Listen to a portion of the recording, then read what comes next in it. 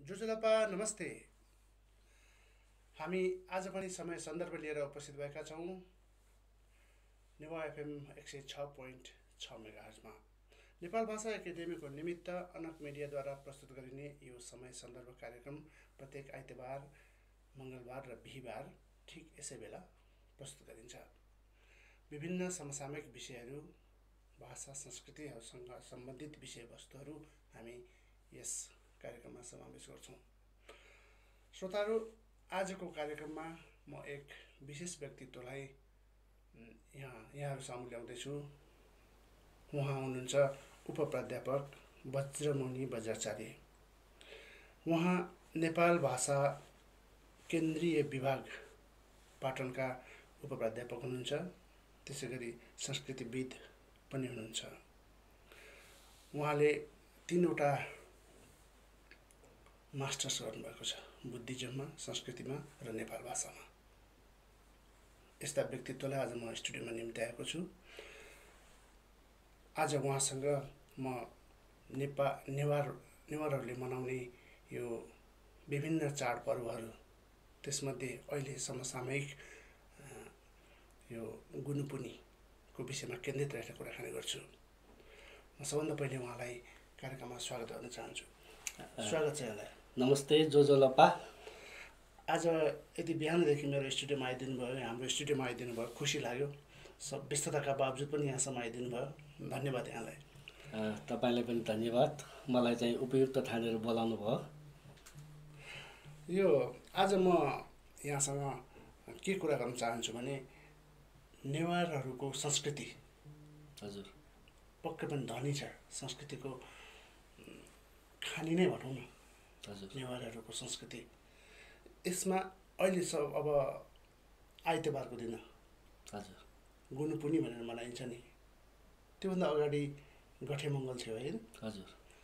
यो नेवारी संस्कृतिहरू, नेवारी चाडपर्वहरू किन यसरी मनाइन्छ र किन यतिका धेरै भयो र यसको महत्त्वहरू के छ? यसले मानिसहरूको सामान्य जनजीवनमा के महत्त्व राख्छ?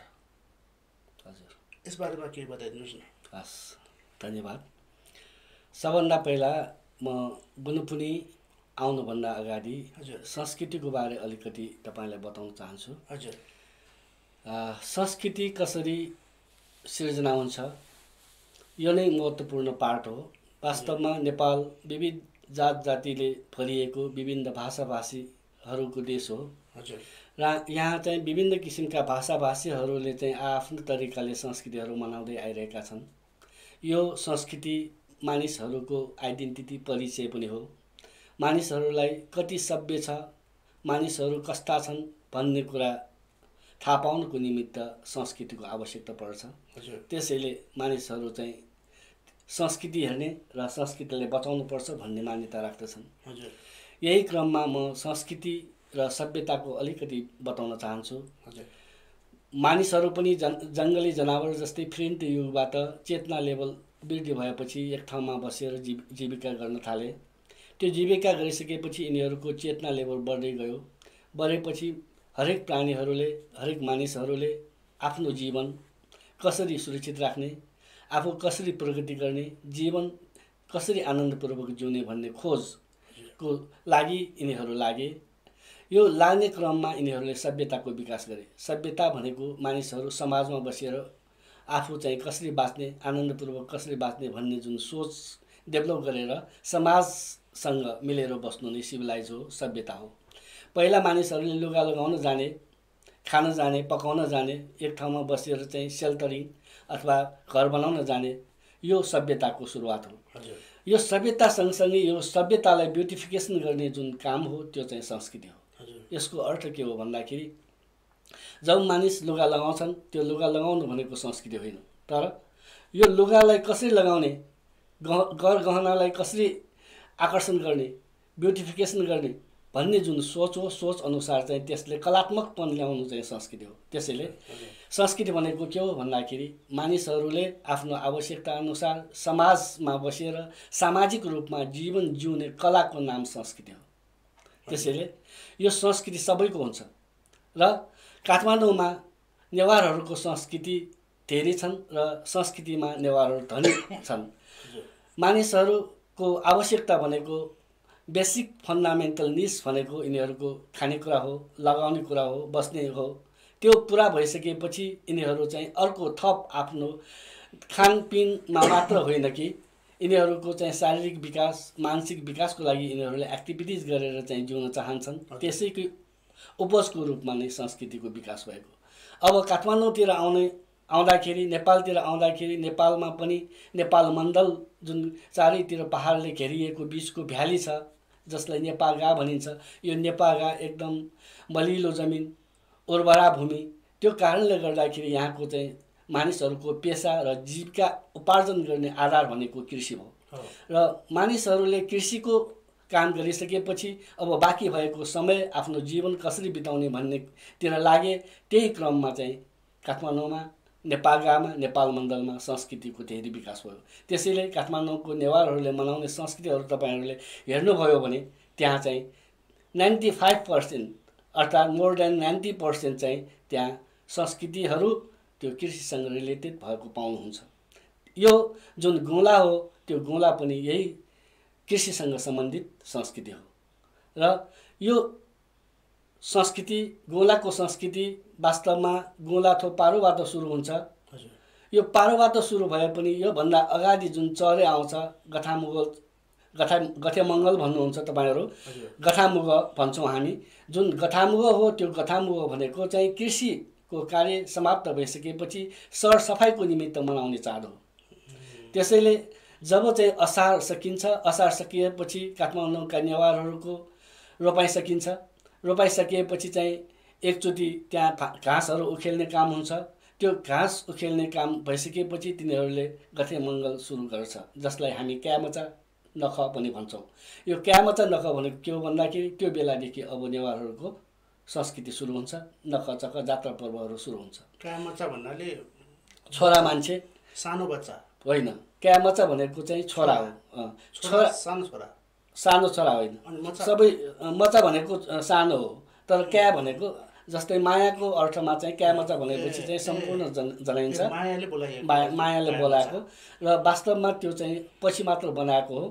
त्यो क्यामचा र भ्यामचा भन्ने चाहिँ जुन यो हाम्रो डिस्क्रिमिनेट, यो मान्छेहरूमा चाहिँ महिला र पुरुषको डिस्क्रिमिनेटको रूपमा चाहिँ आएको हो। तर यसमा चाहिँ हामीले फोकस नगरौँ, किन भन्दाखेरि यो क्यामचा र भ्यामचा भन्ने जुन शब्द हो, शब्द क्यामचाले चाहिँ लिडिङ गर्ने, भ्यामचाले अन्त गर्ने सम्बन्धमा चाहिँ यो आएको हुनाले यसमा चाहिँ धेरै चर्चा गर्नु आवश्यक देखिँदैन। तर यो हामीले के बुझ्नुपर्छ भन्दाखेरि यो जुन गथामुगल छ, गथामुगल हामी गथामुग भन्छौँ, त्यो गथामुगबाट चाहिँ नेवारहरूको चाहिँ चाड सुरु हुन्छ, चाडपर्वहरू सुरु हुन्छ। यो यसको मूल चाहिँ के हो मैले भनिहालेँ, कृषिसँग सम्बन्धित जीवनशैली। अनि घरमा चाहिँ फोहोरहरू हुने, कृषिका सामानहरू, औजारहरू घरमा चाहिँ थुपारिने। यो छेरी माटो चोत बैग 4 तल्लाको हुन्छ। त्यो 4 तल्लाकोमा सबभन्दा तल्लोको चाहिँ जुन छेरी हो, त्यो छेरी चाहिँ कृषिको जुन पेसा हो। पेसा गर्दाखेरि त्यहाँका औजारहरू राख्दाखेरि फोहोर हुने है, झारपातहरू हुने। यस्तो हुँदाखेरि चाहिँ अब काम सकियो, अब सरसफाइमा लाग्नुपर्छ, अब जीवन चाहिँ सभ्य बन्नुपर्छ, राम्रो बनाउनुपर्छ, घरहरू सफा पार्नुपर्छ भनेर गथामङ्गलमा घरहरू सबै चाहिँ लिपपोत गरेर बडारेर सफा गरेर त्यो बेला चाहिँ घर माथिदेखि तलसम्म चाहिँ जुन चाहिँ छाली बालेर त्यहाँ चाहिँ भूतहरू पन्छाउने भनेर चाहिँ त्यसलाई चाहिँ श्वास रक्षणमा फाल्न लाग्ने गर्छन्। त्यो फाल्नुको अर्थ के हो भन्दाखेरि जब चाहिँ घरका कीटाणुहरू घरदेखि नै माथिदेखि नै यो आगो बालेर त्यस्तो गर्दाखेरि त्यसको धुवाँबाट किराहरू बस्न सक्दैन। त्यो कारणले गर्दाखेरि किराहरू सबैलाई चाहिँ बाहिर पठाइसकेपछि त्यो सम्पूर्ण चिज चाहिँ हाम्रो रक्षा गर्ने जुन हाम्रो यो तोल हुन्छ, तोलको चाहिँ फोर कर्नर हुन्छ। त्यो कर्नरमा चाहिँ एउटा श्वास भन्ने अजिमा, हामी नेवारहरू के गर्छौँ भन्दाखेरि सम्पूर्ण चिज जसले हामीलाई रक्षा गर्छ त्यसलाई हामी अजिमाको रूपमा चाहिँ लिन्छौँ, रक्षकको रूपमा लिन्छौँ।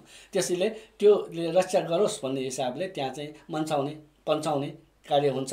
र त्यसपछि चाहिँ बाहिरका तत्त्वहरू नराम्रो तत्त्वहरूलाई पनि खुवाउनुपर्छ, बाहिरको तत्त्वहरूलाई पनि रिजाउनुपर्छ। अनि दुःख दिँदैन भन्ने जुन भावना हो, दर्शन हो, त्यो दर्शन अनुसार नै त्यो चिजलाई हामी भूत प्रेत पन्छाउने भनेर चाहिँ पन्छाउने कार्य हुन्छ। त्यो बेलादेखि घर सफा हुन्छ। घर सफा गरिसकेपछि अब गुलाको सुरुवात। यसमा यति शारीरिक महत्त्व पनि रहेछ होइन। यसमा मानिसहरूको अब वर्षभरिमा काम गरे, धान सान रोपे, धान गोडे, काम सकियो, अनि औजारहरू सरसफाइ गरेर राखियो, अनि त्यसपछि घर सफा गर्ने, त्यो छलीले आगो बालेर त्यसमा लामखुट्टेहरू के किराहरू भइरहन्छ तिनीहरूलाई पन्छाएर स्वस्थ हुने तरिका यसमा शारीरिक महत्त्व पनि जोडिएको छ। हो, त्यो शारीरिक हाम्रो स्वास्थ्यसँग मात्र होइन कि शरीर र स्वास्थ्यको चाहिँ अन्योन्यश्रित चाहिँ सम्बन्ध त हुने नै भयो। हजुर। तर अर्को एउटा चाहिँ महत्त्वपूर्ण चाहिँ शरीरसँग सम्बन्धित गुलामा के छ भन्दाखेरि गुनुपुनीमा चाहिँ 9वटा गेरागुरीहरू राखेर चाहिँ पकाउने गर्छन् र त्यसको चाहिँ हामी झोल खाने गर्छौँ। त्यो भन्नुको अर्थ के हो भन्दाखेरि खेतमा काम गरेर थकित भइसकेका हुन्छन् र नेवारहरूको एउटा चलन, एउटा भनाइ के छ भन्दाखेरि कोही मान्छे मर्यो भने पनि, खेतीपातीको समयमा मर्यो भने पनि त्यो मान्छेलाई छेदीमा सुताएर चाहिँ खेतको काम सकाउनुपर्छ भन्ने जुन भावना छ, यो एकदम महत्त्वपूर्ण भावना हो। किन भन्दाखेरि मर्ने मानिसहरू त मरेर गए, तर बाँच्ने मान्छेहरू त बाँच्नु पर्यो नि। त्यो कारणले गर्दाखेरि त्यो मान्छे मरे पनि बरु एक दिन ढिलो भएर पनि केही हुँदैन, तर एक दिन ढिलो भएर चाहिँ खेतीपाती गर्न सकेन भने जीवनभर चाहिँ उसले चाहिँ पस्ताउ गर्नुपर्ने र सम्पूर्ण परिवार चाहिँ भोकै बस्नुपर्ने अवस्था हुन्छ। त्यो कारणले गर्दाखेरि यो दृष्टिकोणले यो जुन चाहिँ प्रभाव हो एकदम महत्त्वपूर्ण चाहिँ देखिन्छ। त्यति मात्र होइन, त्यो थकित भएर चाहिँ शारीरिक रूपमा कमजोर भइसकेका मान्छेहरू आफन्तहरूलाई बोलाएर हामी क्वाटी खाँदाखेरि त्यो क्वाटीमा भएको 9वटा गेरागुरीमा भएको जुन चाहिँ टनिक हो, त्यो टनिकले शरीरलाई स्फूर्ति ल्याउने काम गर्छ। त्यो कारणले गर्दाखेरि हामी गुनपुनीको दिनमा चाहिँ 9 किसिमका गेरागुरीहरू मिसिएको चाहिँ झोल पदार्थ खान्छौँ र रोटी खान्छौँ। हजुर। काठमाडौँ उपत्यकामा नेवारहरूको बस्ती आदिकालदेखि नै छ होइन। हजुर। त्यो भएर पनि नेवारहरूको संस्कृतिसँग गैर नेवारहरू हामीहरू जस्ता पनि जोडिएका छौँ के होइन। तर हामी यो नेवारहरूको संस्कृतिसँग जोडिँदै पनि त्यो संस्कृतिको त्यो दिनको महत्त्व के छ त भनेर गैर नेवारहरूलाई थाहा छैन। भनौँ अब गुनुपुनी आउँदैछ पर्सि होइन, त्यसको महत्त्व के त, त्यसबाट यो संस्कृतिले त्यो गुनुपुनी मनाउनु पर्ने के कारण पर्यो होइन, त्यसमा हामी के गर्छौँ गुनुपुनीमा, त्यसबारेमा बताइदिनु अलिकति। हजुर। अब गैर नेवारहरूले मात्र होइन कि नेवारका अब नयाँ पुस्ताहरूले पनि यो बिर्सिँदै गइरहेका छन्। हजुर। यो हुनुको मूल कारण के हो भन्दाखेरि हाम्रा पुर्खाहरूले चाहिँ जुन संस्कृति हस्तान्तरण गर्ने हो त्यो हस्तान्तरण राम्रोसित गर्न सकेन। यसको अर्थ के हो भन्दाखेरि यिनीहरूले त्यसको महत्त्व बताउन सकेन। जहाँ महत्त्व हुन्छ, जहाँ फाइदा हुन्छ, मानिसहरू त्यतिर लाग्ने गर्छन्। तर हाम्रो नयाँ पुस्ताहरूलाई गर्नुपर्छ भन्ने चाहिँ बाध्यता त गऱ्यौँ, तर किन गर्नुपर्छ भन्ने चाहिँ हामीले बताउन सकेनौँ। त्यो कारणले गर्दाखेरि हाम्रा नयाँ पुस्ताहरूले चाहिँ हस्तान्तरण गरेर लिन पनि मानिरहेका छैनन्। अर्को गैर नेवारहरू चाहिँ अब काठमाडौँ त राजधानी भयो, त्यो कारणले गर्दाखेरि 77 जिल्लाका चाहिँ जनजातिहरू, विभिन्न किसिमका चाहिँ व्यक्तिहरू, गैर नेवारहरू यहाँ बस्न आउनुभएको छ। उहाँहरूले थाहा नहुनु ठुलो कुरा होइन, किन भन्दाखेरि उहाँहरूले इन्ट्रेस्ट लियो भने मात्र थाहा हुने हो र यसको महत्त्व चाहिँ के छ भन्ने कुरा यिनीहरूले इन्ट्रेस्ट लिएर चाहिँ बुझ्न खोजेको खण्डमा मात्र हो। तर नयाँ पुस्ताले नै चाहिँ यो हस्तान्तरण गर्न नसक्नु र लिन नसक्नु यो चाहिँ दुर्भाग्यको कुरा हो। त्यसैले हामीले यसको महत्त्व बताउनुपर्छ। संस्कृतिमा के हुन्छ भन्दाखेरि संस्कृतिमा इतिहास लुकेको हुन्छ, संस्कृतिमा बाजा पुर्खाहरूको कलाकृति लुकेको हुन्छ, बाजा बराजोहरूले गरेको नयाँ हाम्रा पुराना पुस्ताहरूले कसरी जीवन बिताए, कसरी यिनीहरूको जीवनशैली थियो, यिनीहरूले चाहिँ के गरेर उपकरणहरू प्रयोग गरे, आर्थिक जीवन कस्तो थियो, सामाजिक जीवन कस्तो थियो, ऐतिहासिक जीवन कस्तो थियो, राजनीतिक जीवन कस्तो थियो, यी सम्पूर्ण चिज चाहिँ संस्कृतिमा पाइन्छ।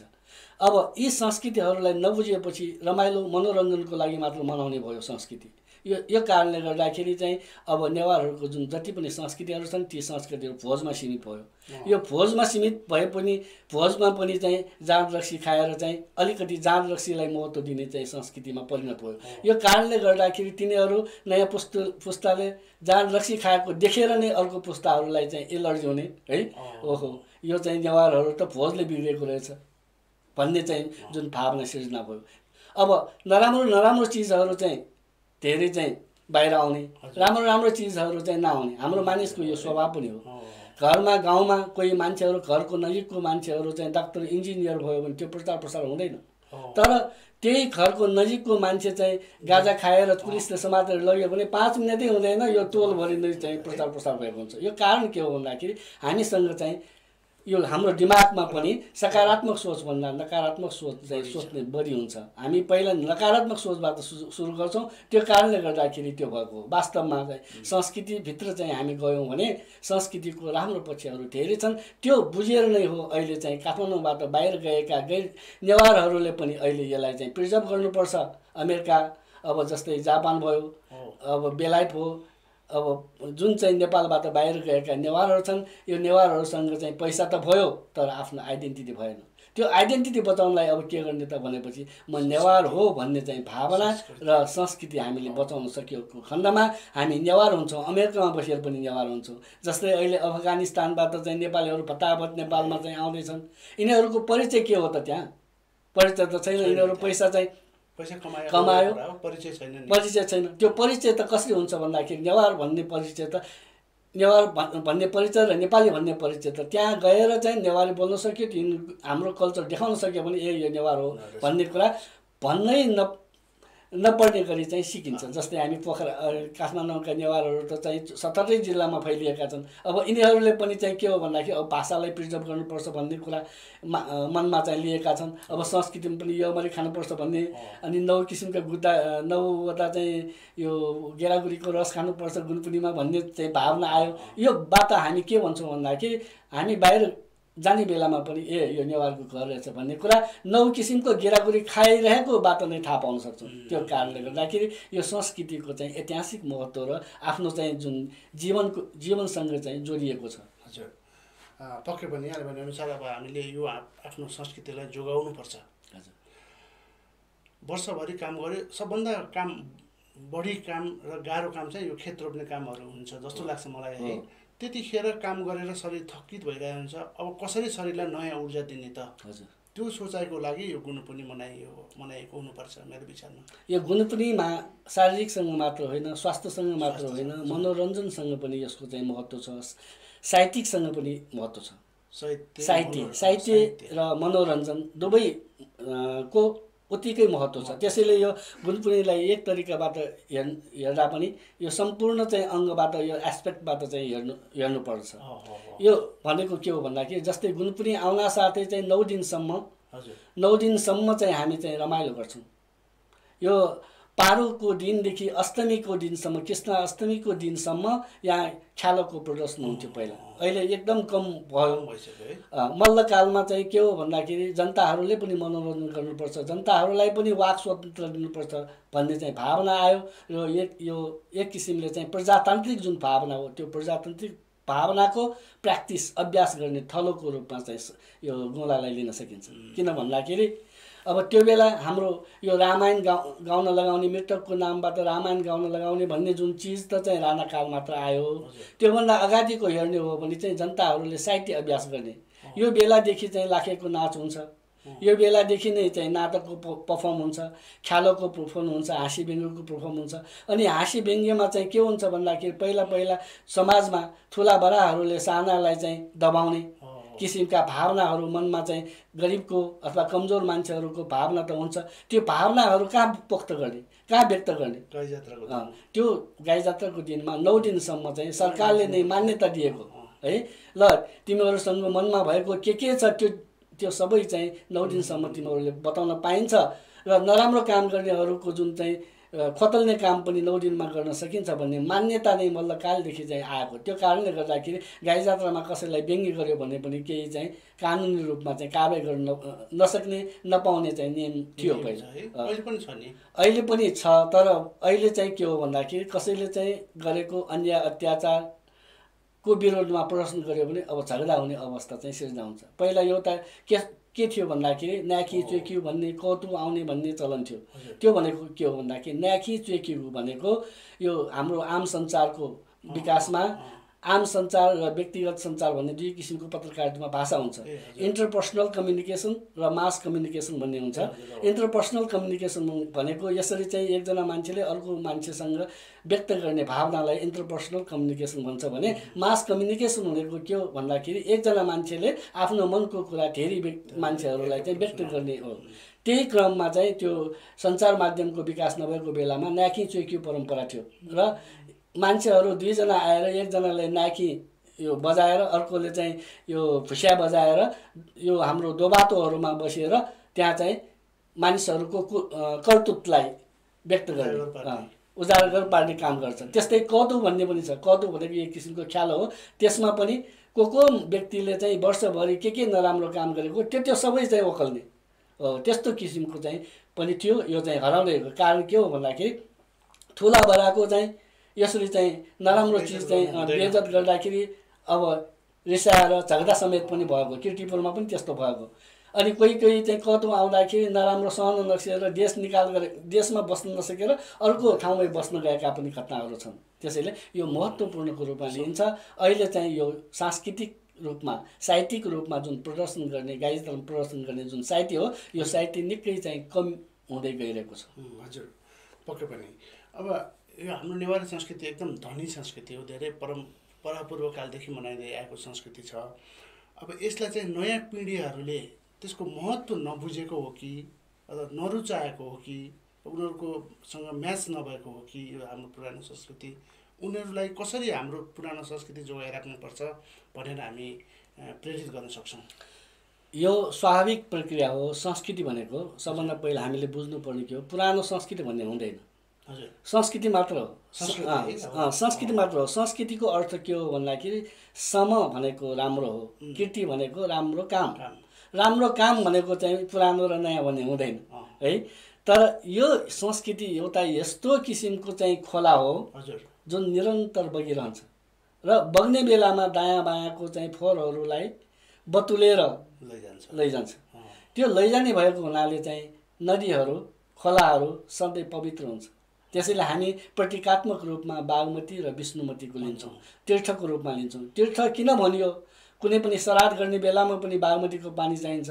कुनै पनि चाहिँ संस्कृतिहरू मनाउने बेलामा घरमा चाहिँ शुद्ध गर्नको लागि पनि शुद्ध पानीको लागि बागमतीको चाहिन्छ। त्यो प्रतीकात्मक हो। त्यो के हो भन्दाखेरि यो निरन्तर बगिरहने दायाँ बायाँको फोहोरहरूलाई पनि बतुलेर वसारेर बग्ने भएको हुनाले त्यो सधैँ सफा हुन्छ भन्ने चाहिँ भावना हो। त्यो भावना जस्तै संस्कृति पनि त्यस्तै हो। यो संस्कृति चाहिँ निरन्तर चाहिँ चलिरहन्छ, निरन्तर नदी जस्तै बगिरहन्छ र यसमा भएको नराम्रो चिजहरू आफैले संस्कृतिलाई परिवर्तन गरेर लान्छ। यो गर्न सकेको खण्डमा संस्कृति हुन्छ, होइन भने परम्परा हुन्छ। संस्कृति र परम्परामा फरक छ। फरक के हो भन्दाखेरि परम्परा भनेको पोखरी हो है, अनि यो संस्कृति भनेको नदी हो। नदीले चाहिँ सधैँ बगाउने फोहोर चिजलाई बगाउने गर्छ भने पोखरीले चाहिँ फोहोरलाई थुपार्ने गर्छ। त्यसैले पोखरी अगाडि भएको घरहरूमा चाहिँ 6 महिनापछि चाहिँ नाक बन्द गर्नुपर्ने अवस्था हुन्छ। हाम्रो चाहिँ जुन संस्कृति हो त्यो परम्परा हुनु भएन भन्नुको अर्थ हाम्रो एउटा बगिरहनु पर्यो भन्नुको अर्थ नयाँ पुस्ताहरूले जुन माग गरेको हो त्यो अनुसार चाहिँ संस्कृतिलाई पनि लानु सक्नुपर्छ। नयाँ पुस्तालाई चाहिँ लाद्ने होइन, यो गर्नुपर्छ यसरी नै गर्नुपर्छ होइन कि नयाँ अनुसार गर्नुपर्छ। जस्तै उदाहरण म दिउँ तपाईँलाई, पहिला चाहिँ विवाह हुँदाखेरि हुनुभन्दा अगाडि लमीहरूले चाहिँ विवाह पक्का गर्नको लागि 10 वटा सुपारी भए पुग्छ है। अहिले आएर चाहिँ केक नै चाहिन्छ, केक नै चाहिन्छ। कारण के हो भन्दाखेरि अब परिवर्तन भयो नि, संस्कृति बिग्रियो नि हैन। संस्कृति बिग्रियो भन्दा पनि अब चाहिँ त्यसले चाहिँ नयाँ चिजलाई रूप लियो, नयाँ चिज नयाँ मोड लियो। यसलाई स्वीकार गर्नुपर्छ। होइन भने चाहिँ अब हामी जन्मदिनमा पहिला चाहिँ यो सगुन लिँदाखेरि माछा र अन्न लिन्छौँ, लिनुपर्छ। त्यो पनि हुम्कार मुद्रामा, हुम्कार मुद्रा भन्छ। त्यो हात चाहिँ यो क्रस गरेर लिनेलाई हुम्कार मुद्रा भन्छ। त्यसको छुट्टै फिलोसफी छ। त्यो फिलोसफी नबुझेपछि अब चाहिँ के काट्नुपर्छ, हामीले मेनबत्ती फु गर्नुपर्छ, मेनबत्ती बत्ती निभाउनुपर्छ। विदेशी संस्कृति चाहिँ हामी आयातित गर्यौँ। यो जुन चाहिँ सुकन्दा हो, हामी सुकन्दा बाल्छौँ पूर्वमा पारेर। हामी दही चाहिँ सगुन लिन्छौँ दायाँ। यो दही भनेको चाहिँ चन्द्रमाको प्रतीक हो। त्यसैले हामी चाहिँ के भन्छौँ, चन्द्रमा जहिले पनि दायाँ परोस् भन्ने चाहिँ गर्छौँ। त्यसको चाहिँ सिम्बलको रूपमा हामी दैलाई लिएर चाहिँ दायाँमा चाहिँ कञ्चटमा चाहिँ लगाउँछौँ। त्यो भनेको अर्थ अब यो वर्ष तपाईँ सधैँ चन्द्रमा चाहिँ दायाँ परिरहोस् भन्ने हो। त्यो जीवन चाहिँ हामीले सुरुवात गर्न सकोस् भनेर परिवारले त्यो मान्छेलाई चाहिँ दिने जुन चाहिँ संस्कृति हो त्यो बुझाउन नसकेपछि अब चाहिँ हामी सुगन्ध पनि पूर्व पारेर बाल्छौँ। किन भन्दाखेरि पूर्व भनेको सूर्य उदाउने चाहिँ को प्रतीक हो। त्यही प्रतीकको रूपमा चाहिँ सुगन्धलाई चाहिँ पूर्व पारेर हामी चाहिँ बत्ती बाल्छौँ। अब यसलाई चाहिँ नबुझेपछि मानिसहरूले अब केक त मिठो पनि छ है, बच्चाहरूलाई मन पनि पर्ने, अनि मेनबत्ती बालेर फु गरेर चाहिँ ह्याप्पी बर्थडे भन्यो होइन, ताली बजायो है। अब विदेशी यस्ता संस्कृतिहरूलाई आयातित गर्यो, यो चाहिँ भयो। यसरी हुन्छ संस्कृतिमा, यस्तो हुन्छ। किन भन्दाखेरि संस्कृतिको विशेषता भनेको नै हस्तान्तरण हुने, आयातित हुने, लोप भएर जाने, नयाँ निर्माण हुने, नयाँ पुस्तालाई चाहिँ बाजेबराहरूले चाहिँ त्यो गर्ने अनि मिक्स हुने, यस्तो चाहिँ यसको स्वभाव हुन्छ। त्यसलाई हामीले बुझेर चाहिँ लान सकेको खण्डमा अलिअलि बिस्तारै यस्तो मैले भर्खर भने जुन चाहिँ दहीको प्रतीकात्मक रूपमा यसो लिइन्छ, हुङ्कार मुद्राको रूपमा लिइन्छ, यस सगुनको रूपमा चाहिँ जस्तै पृथ्वी तत्त्व र अग्नि तत्त्व, वायु तत्त्व, पञ्चतत्त्वले बनेको जुन शरीर हो त्यो शरीर चाहिँ जहिले पनि चाहिँ दायाँ परिरहोस्। हामीले गर्न खोजेको जुन कामहरू हो त्यो कामहरू सधैँ सधैँ चाहिँ राम्रो भयो रहोस् भन्ने चाहिँ शुभकामना सहित चाहिँ दिने चिज पनि परिवर्तन भयो। अब त्यति मात्र होइन, जीवनमा धेरै संस्कृतिहरू छन्। ती संस्कृतिहरू जस्तै गुनपुनीमा पनि अब चाहिँ गथेमुगलमा पहिला लाखे बनाएर भूत बनाएर चाहिँ यो दोबाटो चौबाटोमा राखेर चाहिँ त्यहाँ पूजा गरेर तानेर लाने, अनि चाहिँ हाम्रो चाहिँ बदरहरूमा छोडेर जाने, यो संस्कृति चाहिँ वास्तवमा भूत पन्छाउने संस्कृति हो। तर भूत पन्छाउने संस्कृति पनि चाहिँ एउटा बस्तीबाट अर्को बस्तीमा चाहिँ फोहोर फाल्न लाँदाखेरि झगडाको सिम भयो। अब यस्तै चिज चाहिँ बचाइराख्नुपर्छ भन्ने यो चाहिँ होइन, हराउनै पर्छ।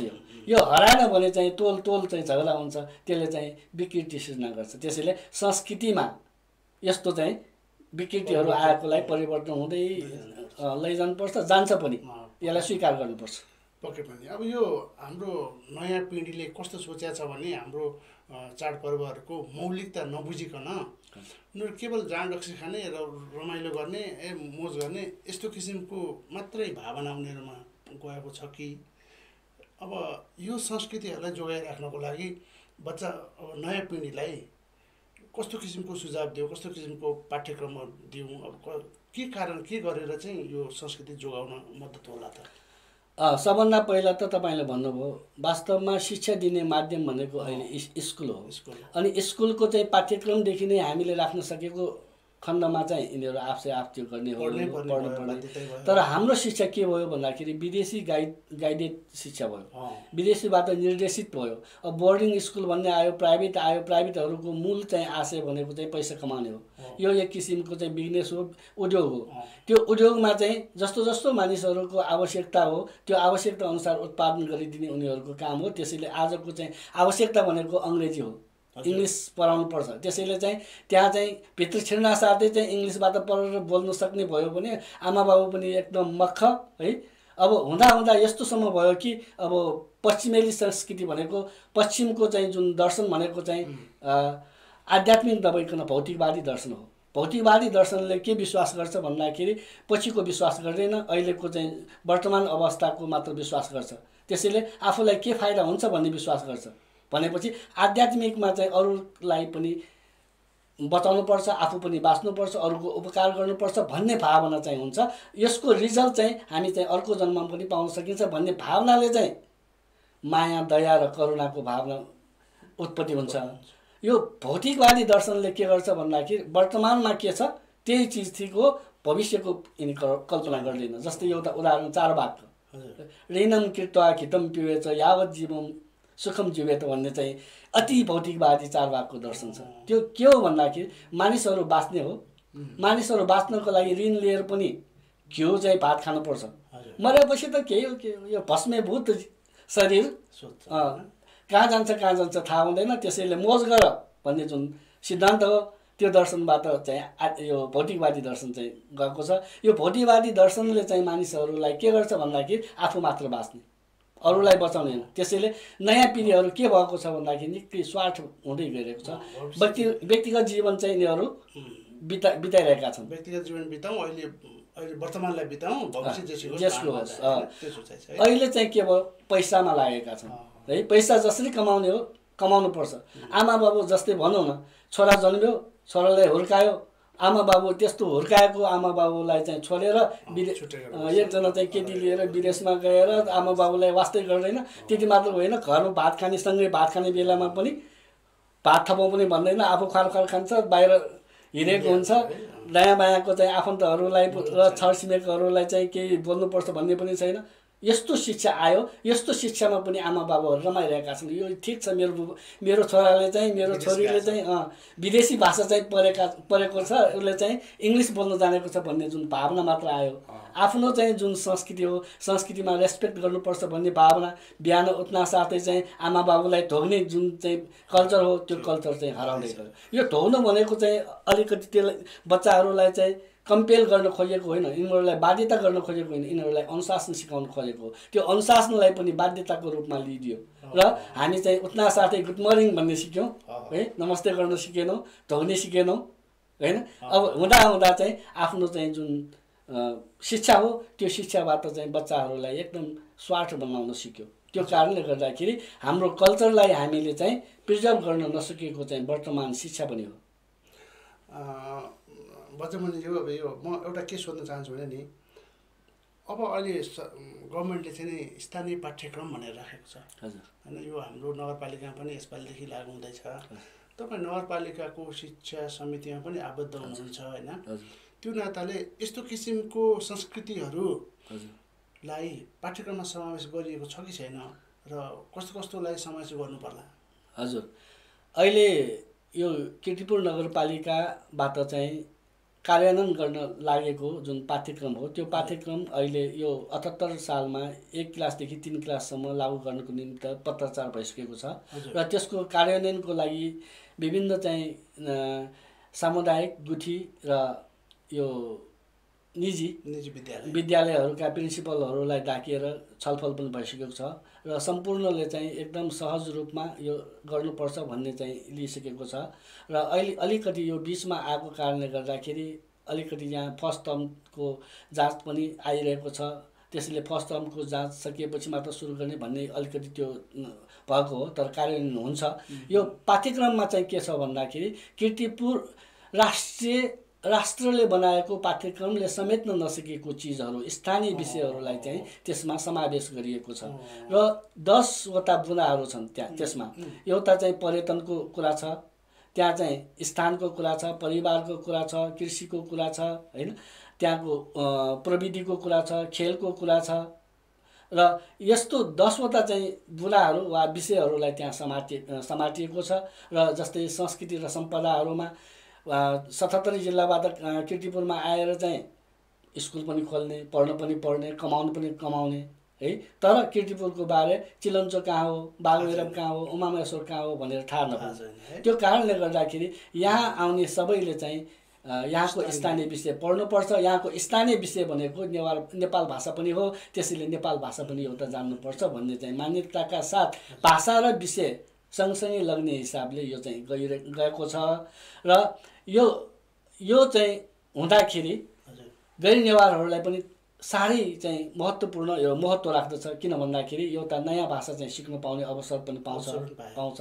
अनि काठमाडौँका यो कीर्तिपुर मात्र होइन कि उपत्यकाका नेवारहरूसँग यिनीहरू आइजस्त भएर संस्कृतिसँग मिलेर यिनीहरूले बोलचाल गर्दाखेरि हाम्रो आत्मीयता बढ्छ। जस्तै कोही गैर नेवारहरूले मेरो घरमा बहाल बस्नु पर्यो भने आएर चाहिँ नेवार भाषा बोलिदियो भने म त आफू त ठान्छु नि त्यसलाई होइन।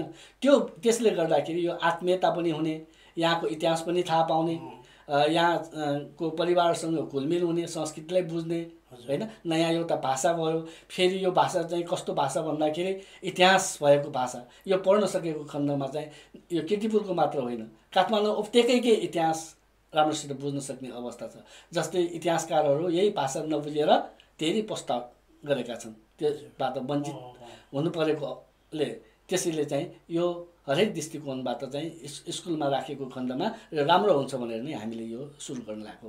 यसले गर्दाखेरि संस्कृति पनि जोगिन सक्छ, नयाँ पिँढीलाई हाम्रो संस्कृति हस्तान्तरण गर्न सक्छौँ भन्ने भावना पनि पक्का पनि हो। शिक्षामा चाहिँ हामी इन्ट्रोड्युस गर्न सकेको खण्डमा नयाँ पुस्ताले यो चाहिँ पढ्नुपर्ने हुन्छ। पढ्नु परेपछि जिज्ञासा पनि उठ्छ, जिज्ञासा उठेपछि चाहिँ उत्तर दिनुपर्ने हुन्छ, उत्तर दिएपछि यिनीहरूले बुझ्नु अवसर पाउँछ। हाम्रो संस्कृतिको निरन्तरता पनि कायम रहन्छ। योबाट भाषा र संस्कृति चाहिँ निरन्तरता पाउँछ भन्ने लाग्छ। यो चाहिँ संविधानले नै व्यवस्था गरेको। हजुर, यो फेरि चाहिँ व्यक्तिहरूलाई लाग्न सक्छ यो कीर्तिपुर नगरपालिकामा मात्र यो लागू भयो भनेर लाग्न सक्छ। यो त पञ्चायत कालमा एकल भाषा एकल नीतिको चाहिँ जुन हो त्यसको विरोधमा लागेर जुन चाहिँ अब गणतन्त्र आयो, गणतन्त्रमा संहिता आयो, संहिताले चाहिँ दिएको यो उपलब्धि हो।